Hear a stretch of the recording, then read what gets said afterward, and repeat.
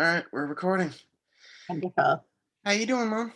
I'm good. How are you, sweetheart? I'm doing great. So to get started, I'm gonna have to ask you to read over a consent form. Mhm. So let me share my screen. Okay. Okay.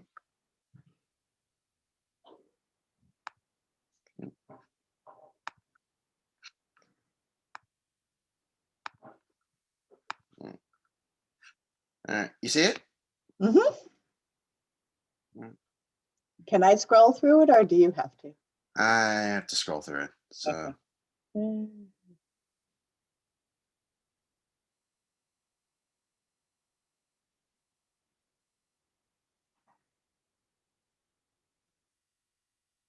Okay. Looks good.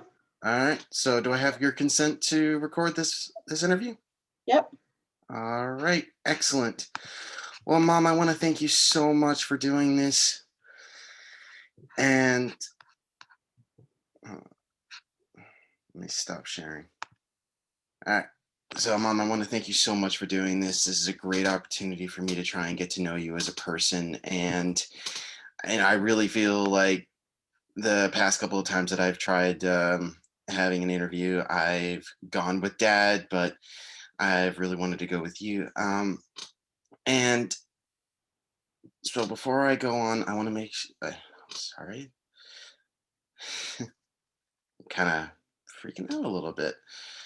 For this interview, I want to learn more about your trip to Guatemala and how it was an important moment in your life. But before getting into that, I want to first learn a little about your time in college. That way, I can get a sense of what brought you to Guatemala in the first place. I also want to learn how this one event influenced current events in your life, in particular, me, Dad, and Jack. Does that sound like a plan? Absolutely. Sounds great. All right. So you've told me quite a few times that you attended the University of Pennsylvania for college, and so I'd like to ask you a few questions regarding your time there. I understand that you went there to complete your undergraduate and Sure. graduate level schoolwork. What was your life like there? So, as an undergraduate, I started there in fall of 1974. And at that time, there was still a separate college for women at the University of Pennsylvania. So that while it was,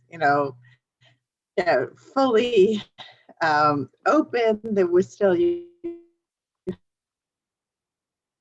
had to be accepted into the college for size of the college for women as an undergraduate. They only accepted 2 women for every 5 men who were accepted into the University of Pennsylvania at that point. So it was highly competitive to get in. Oh, And obviously an Ivy League school, very well thought of. So I was proud of getting accepted there, early acceptance. very nice. Now, why did you choose to go to University of Pennsylvania in the first place? So a lot of family members had gone to the University of Pennsylvania, including my dad for his master's degree. And so it was something that he had talked about a lot. And I knew there was prestige involved in an Ivy League school. And I had been highly academic all the way through, elementary school, middle school, high school. And it just made a lot of sense. Now, what was your major at Penn? So my major was anthropology, and the reason it was American anthropology, which my interest was archaeology, uh, but that fell under the umbrella of the anthropology department for American archaeology. So that's why I chose Penn. Oh, cool. Mhm. Now, why'd you choose anthropology as your major? So since I was about 13 years old, I wanted to become an archaeologist, and I wanted Hmm. to study the Maya in Central Oh, America. And it was just, gosh, from the earliest that I can remember, as an early teenager, I always wanted to be an archaeologist. I just found it intriguing. hmm. Uh, While you were at Penn, what kind of student were you? So I went to Penn as a very highly academic student, and I still was very academic. I remember just being amazed my first semester of my freshman year because I had always gotten straight A's in high school, and I was in a special freshman seminar English class that was all on, reading short stories.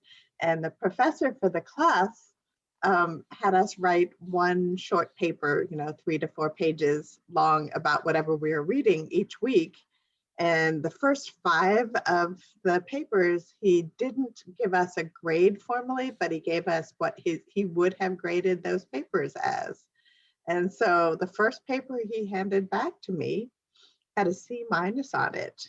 And that was where I learned what the words ambiguous and redundant meant, because that was how he described my writing.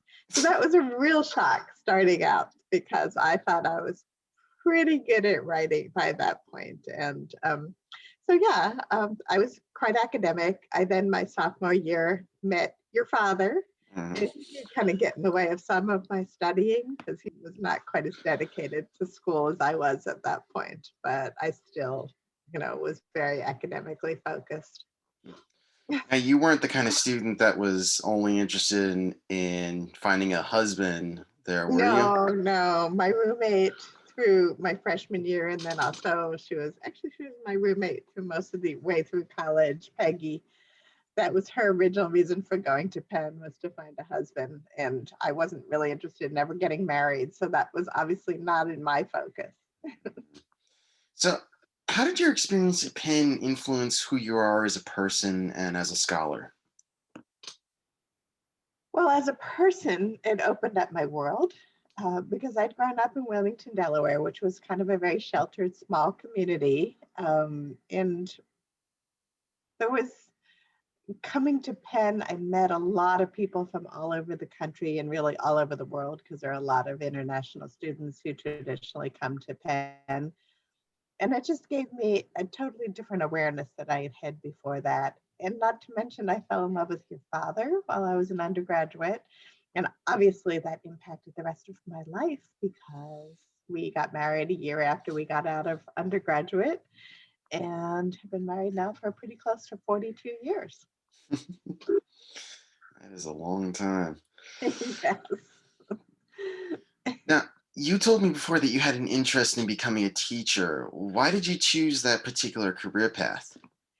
Well, in anthropology and archaeology, really the only positions that were available was to become a professor at a university and do your research part of the year and teach part of the year, or do your research under the umbrella of the university. So they paid for everything that you were doing while you were teaching students. And when I was a graduate student, I got the chance to be a teaching assistant, and I also worked as a research assistant in graduate school. And so during those opportunities, I just really liked the university environment, and I felt very comfortable there. So I thought that was what I was going to do for my life.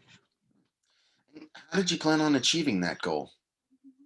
Well, my intent was to go from undergraduate, get accepted into graduate school, do my PhD, and become a world renowned anthropologist and be one of the lucky few to get a tenured faculty position at a good university. We all know that all of those things, a, like a funnel, you keep getting smaller and smaller, and the Mhm. opportunities are less and less the farther along in that whole path you go. Um, and so I just kind of assumed that I would do that because everything I'd ever thought I was going to do, I managed to achieve in my life at that point when I was young. So I never really thought much about it. It wasn't all that practical or all that realistic. Right. Yeah, that makes a lot of sense, and I can relate a lot to that. Finding a goal that matches your personal preference, as well as feeling like the everything else around you is not acceptable in your line of thinking. Yeah, Um, that was what I was interested in. I never really gave it enough thought to think that there were actually other things that I found unacceptable, other than thinking that anything, and of course, this is ironic because you know what I do for a living, but other than being very scornful of the business world, which, Mhm. was just as a natural response to my father being in marketing and, my interest in anthropology. Now, after you were finished with your undergraduate and master's schoolwork, you told me that you traveled to Guatemala to work on your dissertation. I'd now like to learn more about that. And So primarily, why did let you me go to correct, Guatemala? yeah, let me correct the timeline a little. So what I did was, before I started graduate school, I had an Mm. opportunity as an undergraduate to be accepted to go along with the University of Pennsylvania had a dig going on, an archaeological excavation at a site Ah, called Quirigua, which was a classic Maya archaeological site. And it was a grant through um, National Geographic Institute. And so they had been paying for multiple years of running this whole compound for excavating this site. And so I was accepted to go along with the understanding that I had to finish my undergraduate work a semester early so I would be a graduate by that point. mm, And so I graduated a semester early in December of, let's see if I can get this straight, December of 1977. And then in January went down to Guatemala and I was there for 5 months. mm, So it was the season, it was what was considered the season that year for the excavation. So it was January through May. mm, And most of the work that I did there was not actually doing excavation itself. I supported the professor who was leading this excavation. I supported him with the work he was doing, analyzing all of the pottery that had been excavated from the site. mm. So it's mostly working in the lab. Ah.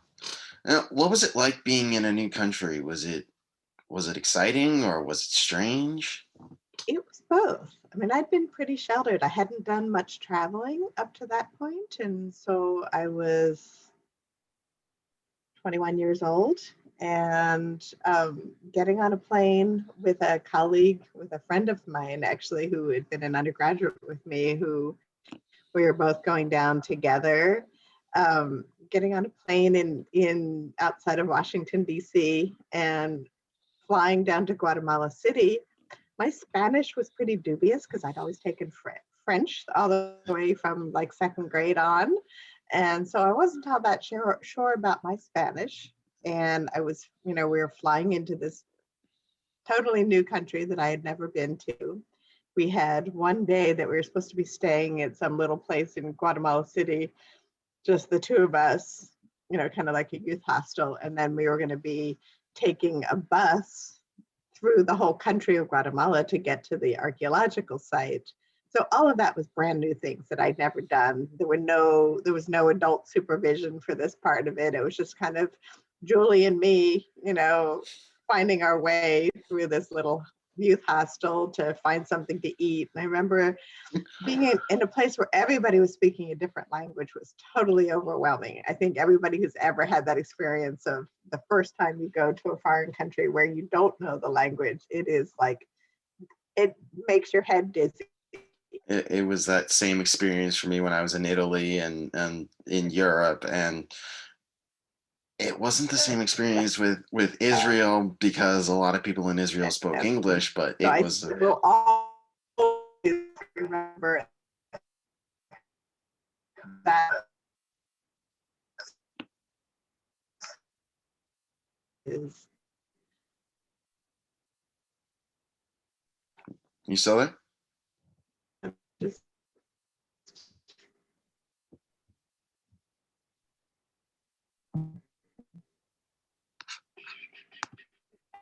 I was just viewing.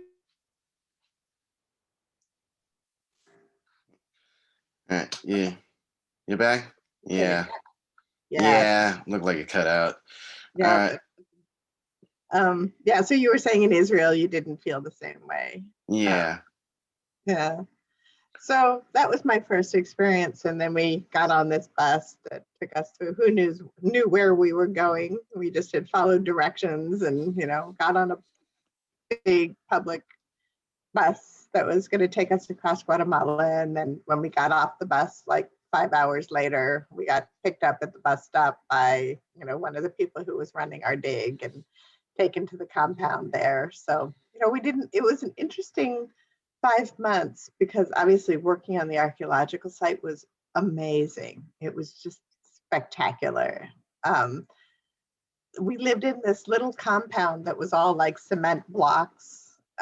We had no running water. We collected water in cisterns on the roof, and we only had electricity like half the time. Half the time it just didn't work. So it was my first time living in that kind of situation. So, but we had food, and we waited until the end of every day until we were done at the archaeological site. We'd come back to the compound, and by that time, at like 6 o'clock in the evening, the water in the cisterns on the roof had heated up enough to take quick showers. That was about the only bathing we did while we were there. So you'd say the conditions were unsavory and, It was just how everybody lived in that area, and we were happy to have, the way to catch water. It rained a lot there, so we didn't have to worry about not having water. But I guess I never really thought about it. Everything was perfectly clean, and it was just, kind of cement. And, the people were wonderful who we were with. It was a group of different archaeologists and um, other students who like Julie and me, and my professor who was running the whole project, and some friends of his who lived in Guatemala all year round and just came and helped support things, and a couple people that helped with the cooking. And I got my laundry done. I got cooked for, so it was great. It was just an amazing experience.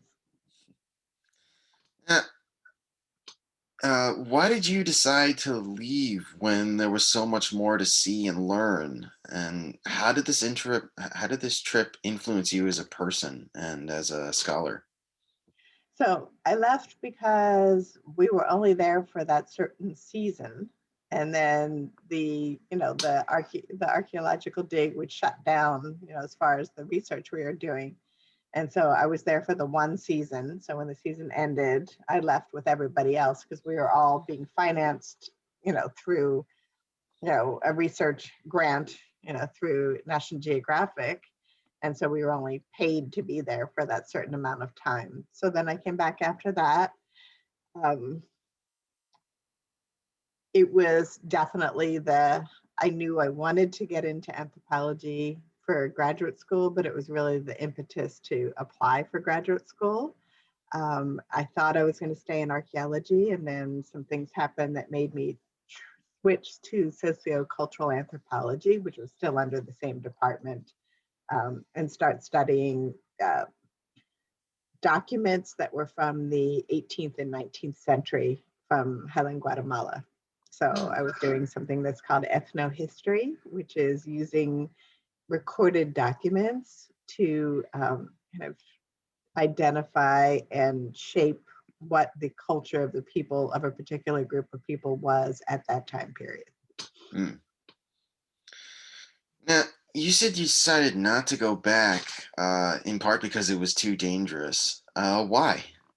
So after I got through my master's degree, and my master's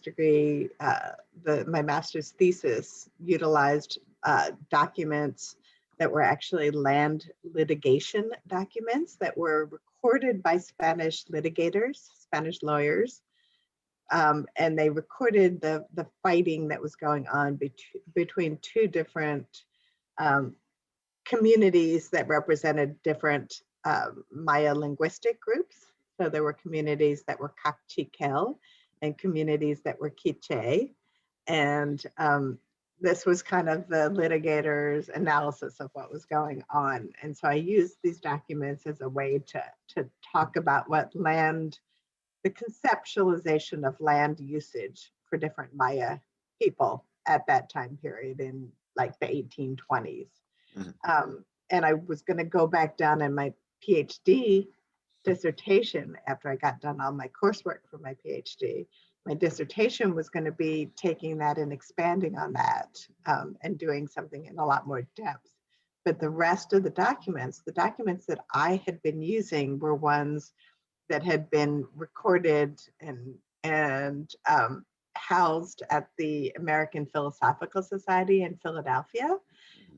But additional, I would have needed to go down to Guatemala and go community to community to see the additional records that they kept within their small churches within those communities. So I would have basically been, wandering around for 6 months in these little communities in Highland, Guatemala. And this was in the, oh, early 1980s, well, kind of like 1984 time period. And there were a lot of people who were disappearing in Guatemala. It was very dangerous. And, after the fact, people describe that time period as kind of an extended revolution in Guatemala. But at that time, there was just a lot of concern with a lot of violence and unrest in the country as a whole. And again, since I would be there without any protection of, kind of an umbrella of like National Geographic or National Science Foundation, um, there was no protection. And your father thought that it was just not a safe time to go down there. So we kind of put that on hold. I didn't finish the PhD. I do have my master's degree. And, right after that, we conceived your older brother, Jack, um, and so started a family. You also said that you had to end your academic career because of a choice not to go back. Why? Well, because I would have had to switch everything I was doing with my focus for my PhD. And so I just, it wasn't something that I was able to do at that point. So I just kind of left it. Mm, Things happen sometimes in life. yeah. And you said you had to get in. You went into sales afterwards. How'd you get into it? So there's a bit of a history. I started when I was when Jack was really little. Um, I did a couple of different jobs. I was the office manager for a company that Dad had in Center City, Philadelphia, and then we moved up to Northern Connecticut. And so I did some kind of sending out applications to look for teaching positions at private middle schools and private high schools, thinking that because you don't need the teaching credential for that, a master's degree is fine. Um, and I did a lot of volunteer work in this small community in Northern Connecticut that we lived in. Then, when we moved down to Southern Connecticut, I actually took a job being an office manager for a real estate office. And through that, went and got my real estate license in Connecticut. And I thought I was going to start getting involved in real estate because it was fun to, just to work in the office and support the woman who owned that real estate group. But then we moved to California. And so then everything changed. So I kind of evolved into sales after doing market research work for a friend of ours, for Dan Noble, Mhm. um, because all of the things that I'd learned through my graduate work, one of the things that was involved in learning anthropology is learning how to interview people. And so I did a lot of market research interviewing because I'd learned how to do that. So it's kind of funny how things, you can learn things in different ways.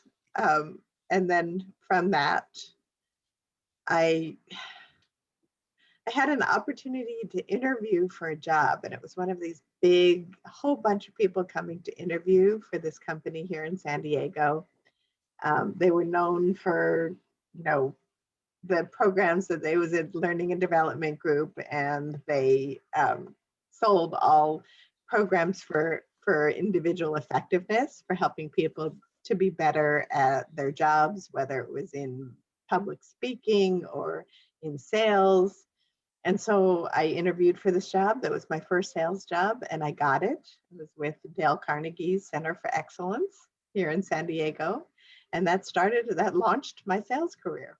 And that was about 23 years ago So, how did it work out for you in the long run? in sales. Yeah. Sales has become, a very solid way to make a living and to help support the family. And it's for the same reasons that I loved anthropology, which was my interest in human beings and why they behave the way they do. Sales is such a great example of how to really listen to and understand other people. So it really uses those talents and interests that I brought to the table. So, for me, it was kind of a natural transition. And plus, it was a really pragmatic thing to do that, you know, I could do without any additional, without going back to school for another degree. I mean, if I had gone back for a law degree or something like that, I could have done that, but that didn't really interest me. Now, if you could go back and make the decisions you did again, would you? Yeah, I think that everything happened for a reason. And sometimes people talk about their career path. Sometimes you can only see the path after it's happened. So if you look at my resume right now, it looks like I had this clear shot to exactly what I do. And yet I know that it was kind of this meandering, do this, then do that, and life pushes you with something, and then you have to do something different. Um, and so now when you look at it, people look at my resume and they say, oh, you're so capable and so qualified to do what you do. I'm in a position now where I actually am working. I mean, what I sell is actually the kinds of programs that help to, when companies need to get results that require change in human behavior, they come to Franklin Covey, my company. And so it's very much an integration of selling and also my background in anthropology, because it's all about human behavior. So to me, I do something that actually integrates all the components of what I've learned in the past. And based on those decisions, the ones you made for me, Dad, and Jack, do you regret any of them? No, no, definitely not. And that's where, if you're somebody who's just single focused and you only want to look in one direction, you will miss so many things in life because sometimes you just have to, relinquish control and let things happen. And that's where you have the best experiences. I mean, I could have been a wonderful professor, but been all alone and not had you and Jack and Dad. And so what I chose, the way it worked out, was the right way for me because to me, I needed to be a full person, not just somebody who was professionally acknowledged, but also a mom and a wife, and hopefully at some point a grandmother. So, those are very things that are very important to me to make me a whole person. Well, this has been a great conversation, Mom, and thank you so much for this. Absolutely. Are there any other questions that you think we didn't cover, or anything you'd like people to know more about you? Or do you think we've covered everything? I think we've covered everything just fine, and it's really fun to have the opportunity to do that because my son is learning how to interview people, and that's been an important part of my career. So good job, Nate. All right. Well, thank you so much, Mom. Thank you so much for this.